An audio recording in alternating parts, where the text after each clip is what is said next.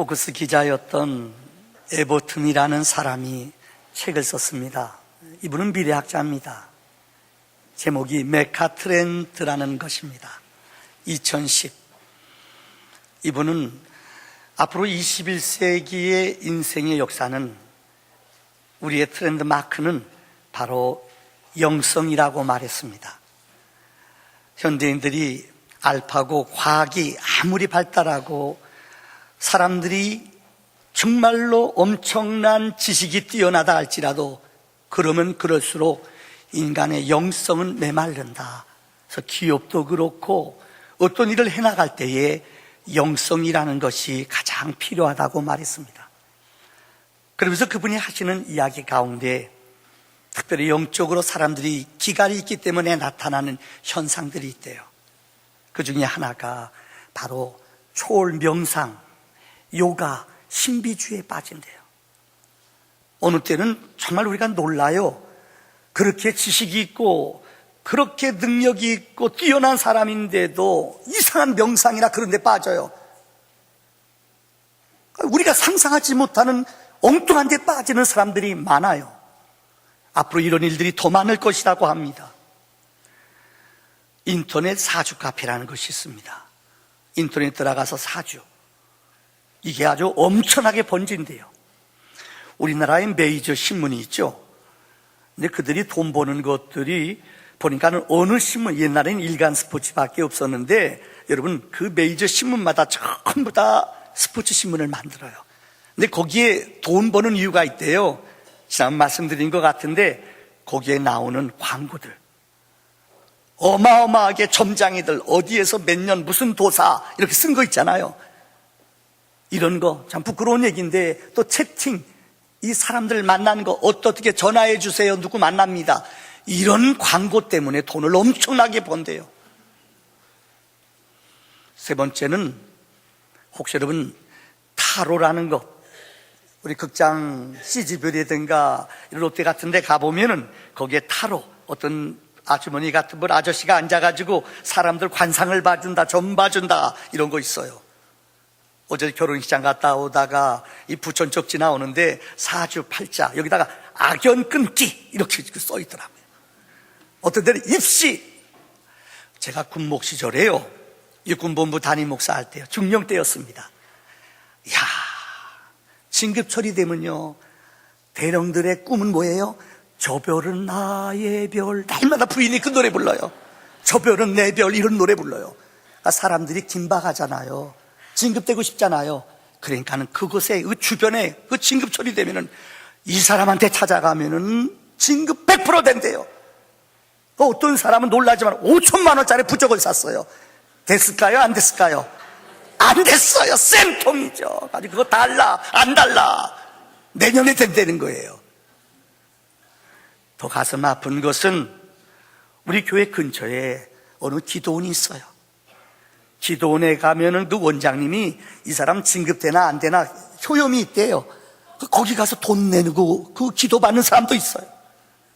죄송해요, 이건 잘못된 거예요. 여러분 웃지요?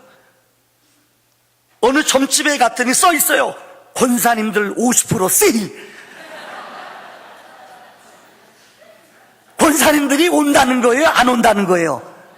회개할지어다. 예수 믿으면서 그런 사람 있어요. 사주 팔자 그거 보자고, 뭐 봐서 손해볼 게 뭐가 있냐고. 이거 보면 안 돼. 하나님 제일 싫어하는 거예요. 이 타로라는 게 뭔지 아세요? 이게 큰 그림종이 이 카드예요. 24장, 작은 그림종이 56장, 이거 착 쳐가지고 이걸 탁 해가지고 우리 인생의 운명을 이걸 가지고 맞히는 거예요. 그런 사람 많아요. 심심해서 보자, 이거 아니에요. 몇 년 전에 제가 알기로는 문공부에 등록된 무당이 40만이었대요. 몇 년 전에요. 설교 준비하다 요즘 자료를 찾았더니 우리나라에 문공부에 등록된 무당만 60만 명이래요. 점점 늘어나요. 이 말을 바꾸어 말하자면은 현대인들은 영적인 공허감이, 영적인 두려움이 많다는 거예요. 어떤 효험 있는 사람 그러죠. 이 아이는 점쟁이한테 갔더니 대학교 들어갔대요. 나가서 누군가 들어봤더니 이 사람이 그때 동쪽으로 가라. 그래서 동서울대학 시험을 봤대요. 이거 8등급인데 꼴찌인데, 그런데 미달이어가지고 붙었대요. 그러니까 그걸 자랑해요. 이게 자랑할 거예요. 앞으로 점점 우리의 시대는 영적으로 사람들이 메마른 시대가 될 것입니다. 제가 두 가지 이야기를 드리죠. 프랑스 북부에 가면은 아주 유명한 스톤이 두 군데가 있습니다. 하나는 쿨룬이라는 성전이에요. 바티칸 성전이 지어지기 전에 14세기에 제일 컸던 곳이에요. 얼마나, 이걸 외모입니다만 안에 들어가면 너무 커요. 근데 여기 프랑스에서 제일 유명한 성당이었어요. 14세기. 이유는 이곳에서 놀라지 말아요. 2명의 교황이 나왔대요. 교황이 뭔지 모르죠? 또 4명의 추기경이 나왔대요. 그러니까 사람들이 욕심, 추기경이 되거나 교황이 되려면 이곳에 가서 줄대요. 여기서 수련 받으려고 그래요. 그래서 한때는 매우 터졌대요. 왜요? 거기 가면 줄을 확실히 잡거든요. 그런데 그때부터 타락하기 시작했대요. 힘이 있는 신부들이, 줄 잘 쓸 줄 아는 신부들이 권력을 가지고 힘을 갖고 모이기 시작했어요. 그때부터 절대 권력이 들어가면 타락해요. 교회도 그래요. 목사가 너무 힘이 들어가면 그때부터 교회는 타락해요. 어떤 한 사람한테 너무 큰 힘이 들어가면은 그때부터 나도 몰라요. 교만해져요. 이때부터 교회가 타락하고, 명예가 있지요, 돈이 있죠, 많은 땅을 사들이죠.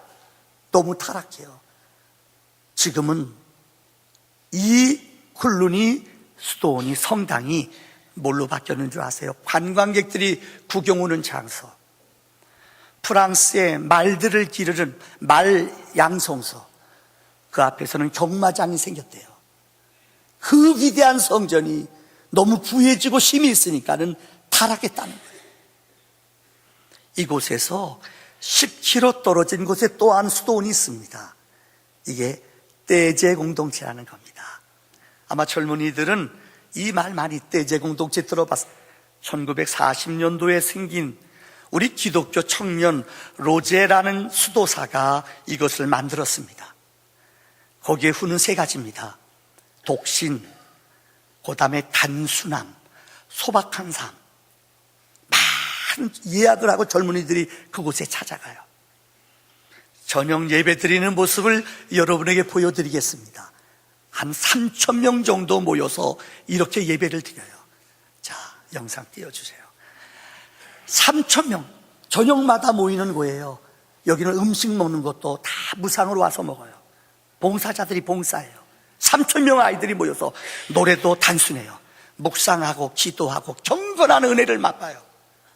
근데 매우 터져요. 이유는 하나예요. 그들은 권력이나 세상에 욕심이 없어요. 오직 하나님의 임재와 은혜를 기다린다는 거예요. 제가 소개한 쿨룬이 수도원과 떼제 공동체의 차이가 무엇일까요? 로제라는 수도사는, 이 떼제 공동체를 만든 사람은 이 수도원을 만들고 처음으로 어떤 일이 했는가? 2차 대전 때 유대인들이 유럽에서 유대인이라는 이유 때문에 600만 명 죽었잖아요. 이 사람이 이것을 도피성으로 만들었어요. 유대인들 도망가는, 걸리면 죽어요. 이들을 데려다가 어느 때는 100명 넘게 그들을 숨겼어요. 성경에 도피성 있잖아요. 본의 아니게 고의적으로 아닌데 죽였어요. 그럼 도피성에 들어가면 살아요. 맨 처음에는 이런 유대인들을 살리기 위해서 이 수도원을 만들었어요. 세상에서 누구도 돌보지 않은 사람, 이 사람을 돌보다 걸리면 죽어요. 목숨을 걸고 그들을 구해줬다는 거예요. 2차 대전이 끝난 후에는 이 로제라는 수도사는 독일 전범들, 전쟁을 일으켰던 독일 사람들, 높은 사람들, 게스타포 이런 사람 있잖아요. 도망갈 데가 없어요. 이 사람들을 데려다가 그들을 살려줬어요. 교회는 눈물 흘리는 사람이 찾아와서 우는 곳이 돼야 돼요.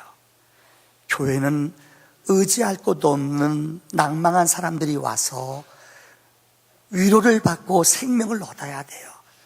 이것이 하나님이 허락하신 아름다운 교회 공동체인 줄 믿습니다. 자, 17장으로 돌아옵니다. 예수님께서 기도하신 대제사장의 기도라고도 불리죠. 오늘 보면은 주님께서는 우리들에게 세 가지 기도를 가르쳐 주셨습니다. 다시 한번 반복해 보겠습니다. 1절부터 5절까지는 예수님이 자기 자신을 위해서 먼저 기도하셨다고 그랬어요. 6절부터는 특별히 제자들을 위해서 기도했어요. 성도들을 위해서. 세 번째는 이 세상을 위해서 주님은 기도하셨어요. 오늘은 제자들을 위해 기도하신 내용이 오늘 본문의 내용입니다. 자, 첫째, 오늘 기도는 아버지의 이름을 나타내게 해달라고 기도했어요. 오늘 6절 전반절의 말씀을 보세요. 세상에서 내게 주신 사람들에게 내가 아버지의 이름을 나타내었나이다, 이렇게 기도했어요. 아버지께서 내게 허락하신 사람, 이건 제자들이에요. 아버지께서 내게 붙인 사람, 이건 믿음의 성도들이에요. 그들이 어떻게 살기를 위해 기도했어요? 아버지의 이름을 나타내도록, 아버지 영광을 위해 살도록 도와주세요, 이렇게 주님이 기도했다는 거예요. 엄밀히 따지자면 세상에는 두 종류의 사람이 있습니다. 한 사람은 내 이름을 좀 내려고 이 땅에 살아가는 동안, 우리 그런 말 있잖아요. 짐승은 죽어서 가죽을 남기고 사람은 죽은 후에 뭘 남긴다고요? 내 이름 남기려고 열심히 사는 사람 많아요.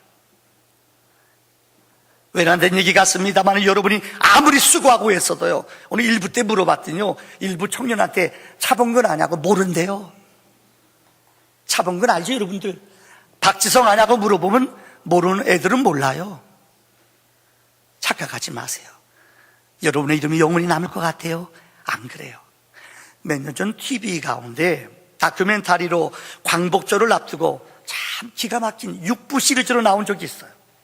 지금은 세상 떠났습니다마는 연세대학교 나온 최인호란 작가가 있어요. 최인호란 분 알죠? 아마 나이 드시면 다 알 거예요. 최인호 씨가 그곳에 나와서 우리나라가 제일 영토를 넓히고 가장 강성할 때가 어느 때냐? 어느 때인 줄 아세요? 그 왕이 나타났을 때 일본까지도 이분이 깃발, 그 왕시대 깃발에 우물정자가 표시되어 있어요. 기와장이나 그 사람이 점령하는 땅에는 항상 우물정자가 표시되어 있어요. 그래서 이 최인호 작가가 이 카메라맨을 데리고 놀라운 만주, 그쪽도 만주, 그 중국 땅 거의 한 3분의 1쪽 지역은 그분이 다 차지했어요. 누굴까요? 겸손. 2분은 아셨는데 3분은 겸손해서 모르시나 봐요. 누구죠? 광개토대왕. 안철사님 가셔도 돼요. 됐어요. 맞아요. 광개토대왕. 이분이 고구려 19대 왕입니다. 정말 엄청난 힘이 있었어요. 연변 이쪽 다 우리 땅이었어요. 근데 그 아들 장수왕이 다시 말하면 미련한 정책을 펼치다가 고구려가 아세요? 신라한테 멸망당했어요. 그 위로부터 우리나라는 한반도 안에 정말 좁은 나라로 옮겨지게 됐어요. 독일 얘기 안 하겠습니다. 240년 동안 고구려란 나라는 이 역사 속에 존재하다 없어져 버렸어요. 세계에 가장 힘센 네 나라가 있다고 합니다. 그들의 깃발, 그들은 자랑했어요. 첫째는 로마 제국이에요. 모든 길은 로마로라고 이름이 붙여진 왕이 있어요. 그 사람이 카이사르입니다. 모든 길은 로마에 가보면 깜짝깜짝 놀라요. 다른 것보다 그들은 성을 쌓지 않았대요. 중국은 성을 쌓잖아요. 근데 그들은 사통팔통 길을 다 뚫었어요. 지금도 로마 가면은 그때 대리석으로 길 깔았던 것 어디로 가나 길이 다 뚫렸어요. 그 일을 시작한 사람이 카이사르 황제예요. 이분의 깃발 지금 박물관에 있어요. 아무도 알아주지 않아요. 세계에서 헬라의 알렉산더 대왕 33살 때 세상을 떠났어요. 알렉산더 유명한 얘기죠. 울었대요. 33살 때. 왜요? 더 점령할 땅이 없나? 더 정복할 땅이 없나? 얼마나 교만해요. 근데 33살 때 떠났어요. 세상. 이 알렉산더보다 2배나 넓은 땅을 차지한 사람이 있어요. 누구지요?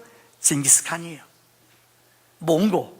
유럽, 헝가리까지 이 원나라 후예들이 거길 차지했어요. 우리나라, 부끄러운 얘기입니다. 우리나라도 여러분 알잖아요. 다 쑥대밭 됐어요, 원나라한테. 그런데 이 대무진의 나라, 징기스칸의 나라는 150년 있다가 없어졌어요. 페르시아에 아주 무지막지한 왕이 있어요. 다리우스 1세. 다리우스 소리만 들어도 겁을 먹었어요. 적대국 나라를 얼마나 저주견은 피를 너무 많이 흘린 사람이에요. 그 깃발이 영원한 줄 알았어요. 그 깃발은 어느 누구도 몰라요. 박물관에 지금 그곳에 비치되어 있어요. 세상에서 주는 깃발, 힘, 능력은 영원한 것이 하나도 없어요. 근데 성경에 우리에게 영원한 승리를 주신 깃발이 있습니다. 출애굽기 17장에 나오는 여호와 니시입니다. 모세가 아말렉과 싸움을 하는데 그들은 훈련 잘 된 군인들이에요. 이스라엘 백성들은 오합지졸 군사예요. 어떻게 이길 수 있어요? 근데 모세가 손들고 기도했어요. 그러면 여호수아 장군이 전쟁의 승리예요. 모세의 팔이 내려오면 전쟁에서 패해요. 아론과 훌이 그를 계속 받쳐줬어요. 그래서 성경에서 그 전쟁에서 하나님이 이기게 하셨어요. 이게 여호와 니시예요. 성경에 하나님의 승리, 영원히 기록된 승리가 있어요. 여호와 이레, 우리가 저녁 예배 시간에 강의하는 창세기 22장에 모리아산에서 아들을 드릴 때 하나님이 축복하신 사건, 하나님이 예배하셨다. 출애굽기에 나오는 여호와께서 치료하셨다.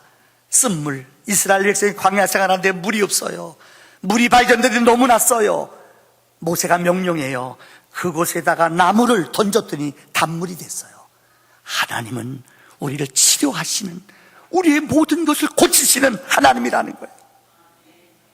세 번째는 사사기에 나오는, 기도원 때 나오는 얘기 아니에요. 하나님은 우리의 영원한 평강이다. 또 에스겔 48장에 나오는 이방 나라가 공격해와 이스라엘이 완전히 풍지박산 났어요. 에스겔 선지자는 우리는 버려졌다고 생각해요.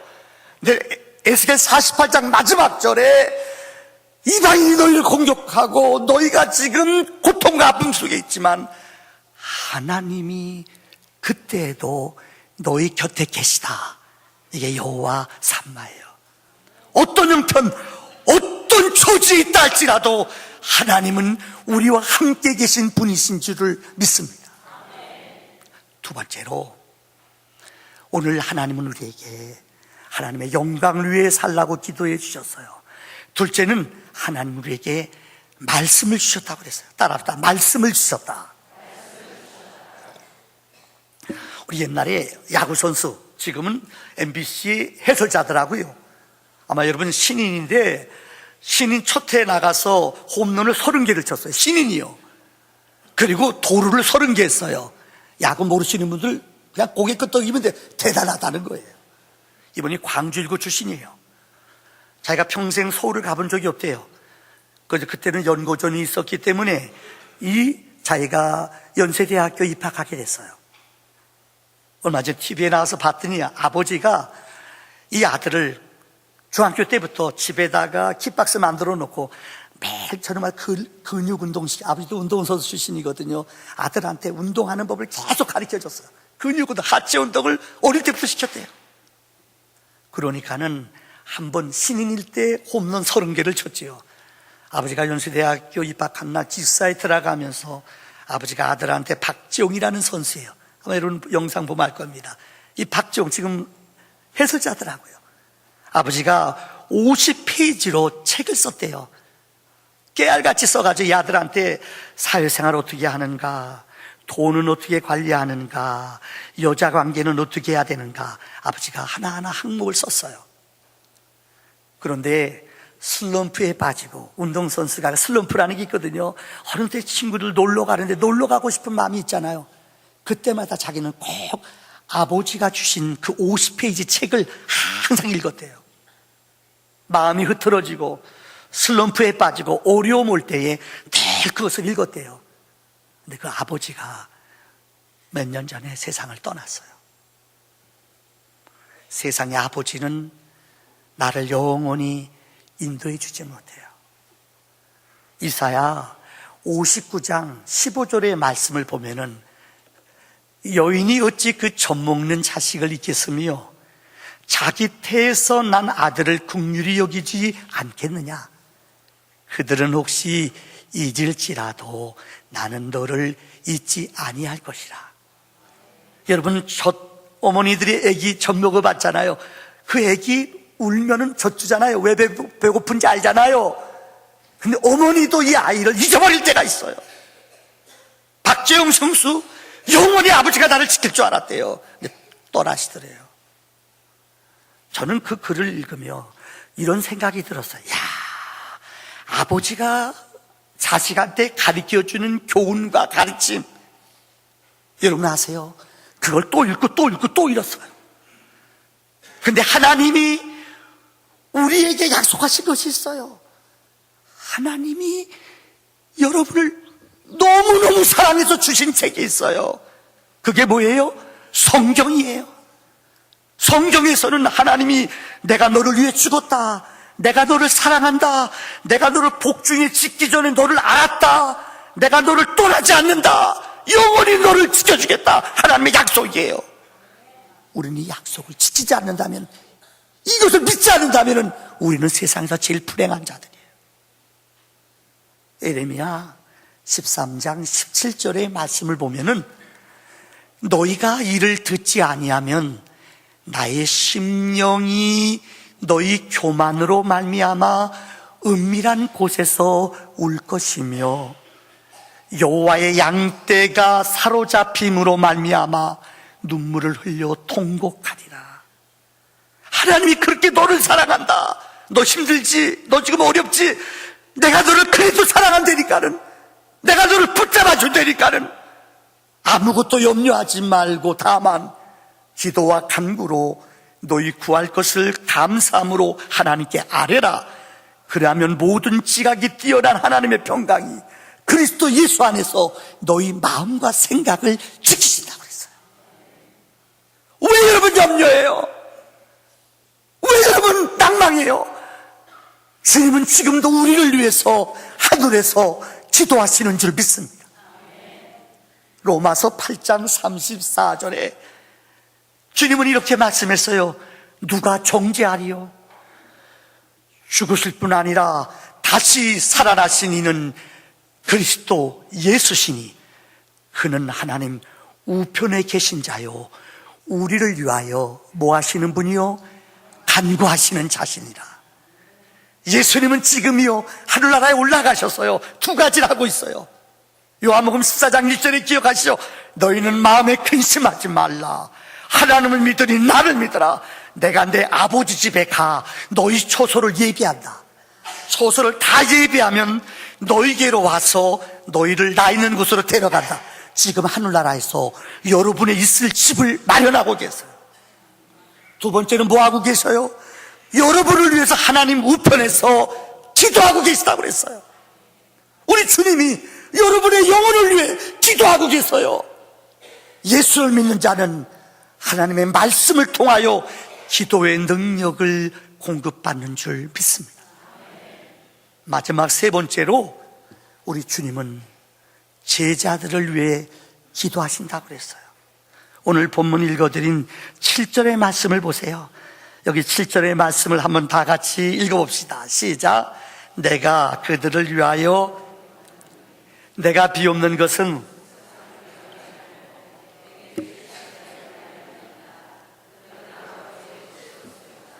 아멘. 9절이군요. 깜빡 넣었죠. 내가 제자들을 위해 비옵는 것은, 내가 비옵는 것은 세상의 영광과 세상의 면류관을 갖기 위해서 구하는 게 아니라는 거예요. 내게 주신 자들을, 제자들을 위함이니 그들은 아버지의 것이로소이다. 사랑하는 성도님들, 예수님이 3년 동안 하신 일이 뭐예요? 제일 열심으로 했던 게 12명의 제자를 기르신 거예요. 제자들은 성격도 출신도 다 달라요. 그 중에 어부들이 제일 많았죠. 어떤 사람은 세리, 돈 바꾸는 사람, 돈 만지는 사람. 어떤 사람 시몬은 나라를 열심으로 해방다리는 독립당이에요. 각 달라요. 3년 동안 주님은 그들을 열심히 가르치셨어요. 그러면서 마지막 부분에 내가 온 이유는 죽으러 왔다. 내가 죽어야 너희의 죄가 용서된다. 근데 제자들은 이해를 못해요. 성경에 보면은 복음서, 예수님에 대한 이야기가 복음이거든요. 복음, 마태가 쓴 복음이 마태복음이에요. 마가가 쓴 복음이 마가복음이에요. 누가가 예수님을 보고 쓴 책이 누가복음이에요. 요한이 예수님 따라다니며 쓴 것이 요한복음이에요. 근데 제자들의 시각과 관점이 다 틀려요. 이 중에 제일 먼저 쓰여진 책이 마가복음입니다. 특별히 마가복음은 예수님의 고난과 순환을 3분의 2는 고난과 순환을 제일 많이 기록했어요. 예수님을 종으로 오신 예수로, 예수님을 섬기러 오신 예수로 마가를 기록했어요. 그 다음에 마태는 유대인이에요. 세리예요. 유대인의 관점에서 예수님이 누군가를 썼어요. 특별히 유대인 예수님을 왕으로 믿었어요. 그래서 성경, 구약 성경을 40번을 이용했는데 거기가 다 예수님은 우리를 구원할 유대인의 왕으로 표시했어요. 누가는 헬라 사람이에요. 데오빌로 각하를 고쳐줬어요. 의사인데. 그래서 그에게 자유를 줬어요. 그래서 데오빌로 각하에게 예수를 소개하게 썼어요. 예수를 특별히 인자, 사람의 아들로, 인간 예수님으로 누가는 표현했어요. 마지막 AD 100년에 쓰여진 책, 이게 뭐냐? 요한복음이에요. 요한복음 기억하죠? 20장 31절, 이 요한복음을 쓴 목적은 예수께서 하나님의 아들이심과 예수를 믿음으로 영생을 얻게 하려 함이라고 성경은 말하고 있어요. 똑같은 예수님을 따라다녔던 제자지만은 그들이 예수님을 보는 시견이 다 틀려요. 성경에 보면 갈라디아서는 여러분 기억할 거예요. 믿음으로, 로마서도 그래요. 믿음으로 구원받는다고 말해요. 그런데 여러분 야고보서는 그렇게 말하지 않아요. 행해야 된다. 행함이 없는 믿음은 죽은 믿음이다. 다 성격이, 그들의 관점이 틀려요. 근데 예수님은 그 제자들을 위해 기도했어요. 오늘 본문 11절의 말씀을 보세요. 내가 세상에 더 있지 아니하오나 그들은 세상에 있사옵고 나는 아버지께로 가옵나니 거룩하신 아버지여 내게 주신 아버지의 이름으로 그들을 보존하사 우리와 같이 그들도 어떻게 해요? 하나 되게 해달라. 오늘 기도 가운데, 이거 다음 주에 설교할게요. 그들을 보호해 주세요. 그들이 어떻게 해요? 하나 되게 해주세요. 교회는 하나가 돼야 돼요. 교회가 마음이 나뉘어지고 생각이 나뉘어지면 베들레 사람이 다 모여요. 여러분 가운데 죄송합니다. 믿음 얻으려고 온 사람도 있어요. 어떤 사람은 결혼하려고 온 사람도 있어요. 그렇죠? 이 교회에 처녀들이, 예쁜 처녀들이 많다는데 이건 제 생각입니다. 여러분, 다 생각이, 여러분 교회에 오는 관점이, 어떤 분은 병낫게 온 사람도 있어요. 이거 나쁜 거 아니에요. 어떤 분은 사업하러 온 사람도 있어요. 이거 나쁜 거 아니에요. 근데 우리 주님은 그 다른 모든 제자들을 향하여 그들이 어떻게 되게 해달라고요? 하나 되게 해달라고 말했어요. 교회는 사랑으로 하나 돼야 돼요. 성령으로 하나 돼야 돼요. 여러분 복음성가 가운데 한번 반주 좀 해주실래요? 누군가 널 위하여 한번 띄워주실래요? 마음이 지쳐 외로울 때 우리 주님은 우리를 위해서 기도하신다고 말씀하셨어요. 한번 하겠습니다.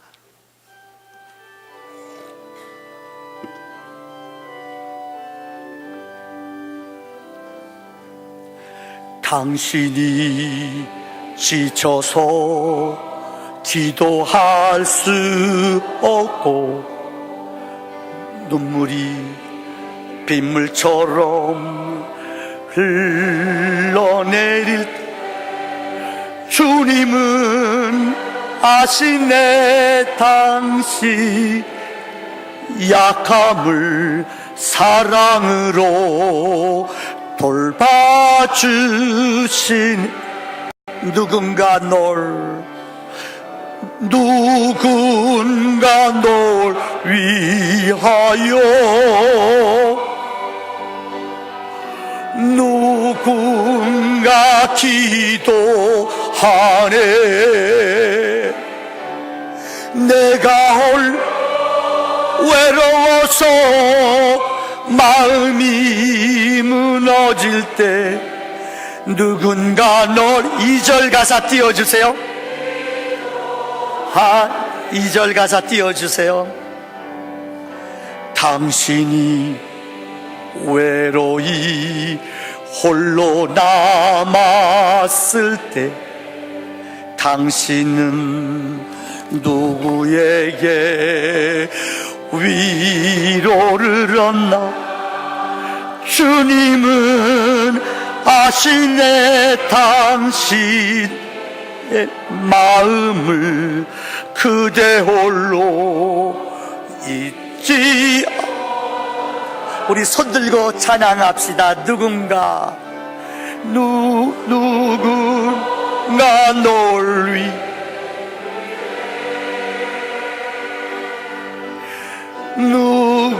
누군가 기도하네. 내가 홀로 외로워서 마음이 무너질 때 누군가 널 위해 후렴만 다시 한번 합시다. 조용히 그대 위에 우리 주님은 조용히